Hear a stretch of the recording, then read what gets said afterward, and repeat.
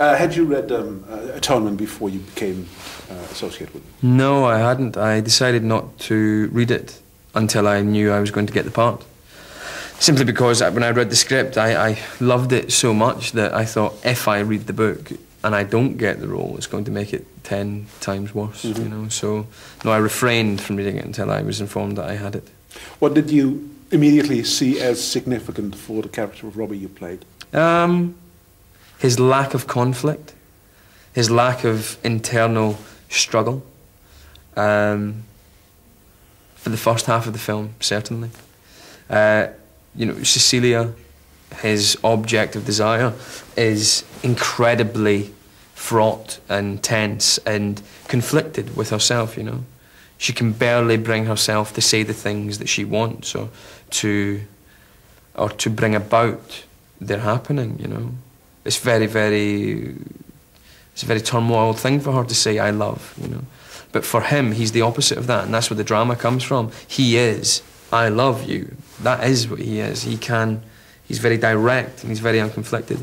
Halfway through the film, he becomes somebody who is very conflicted, is very damaged, is very unwell, which strangely, I think, is much more human and therefore easier to play as an actor, I think. To play him in the first half of the film, I found it quite difficult because he's so focused. And I don't find that human beings are generally that focused, but always, you know, whereas in the first half of the film, he's very... And I found that very difficult. You call him an angel somewhere. Is that what you mean? Yeah, he's angelic. He's Christ-like, you know. I don't know many people as good as Robbie Turner. And I think I found it quite difficult to find an example of him in humanity. And that's why when he becomes much more messed up and damaged and unwell and his worldview becomes tainted and horrible, he becomes very human. And we recognise him much more. So yeah, he is like humanity idealised for the first half of the film. And that's why I said angelic. Is it necessary, if you tackle such a character, to go back and try and trace where that goodness comes from?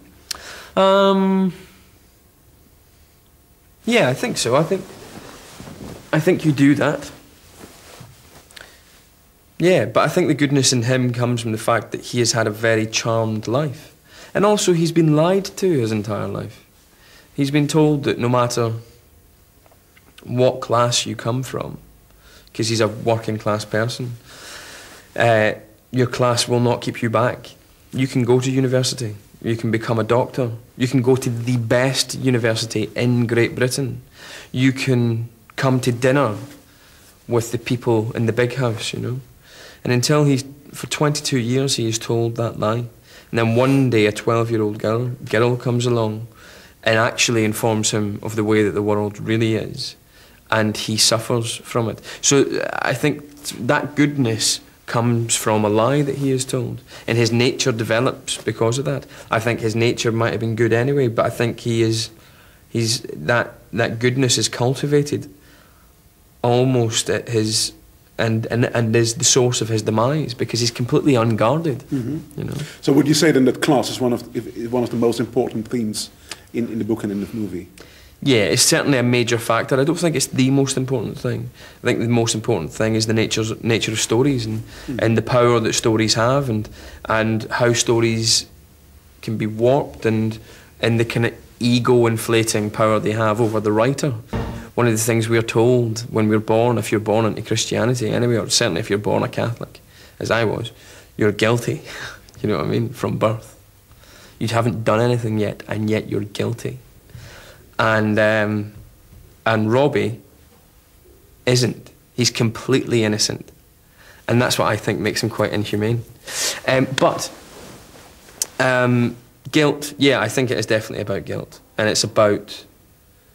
Well, it's about, you spell it out with the title, Atonement.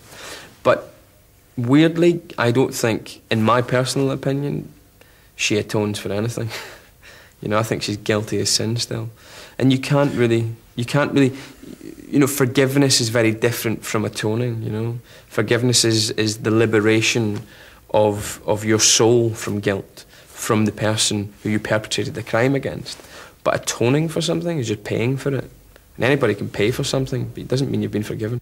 you have a choice watching it to enjoy what seems like a well-rounded happy ending, or you have the choice to go, you maniac, you egotistical maniac, you maniacal, self-centered, God-complex bitch. You haven't atoned for anything, or you can enjoy the happy ending. Thank you very much. Thank you. Cheers. Thanks, man.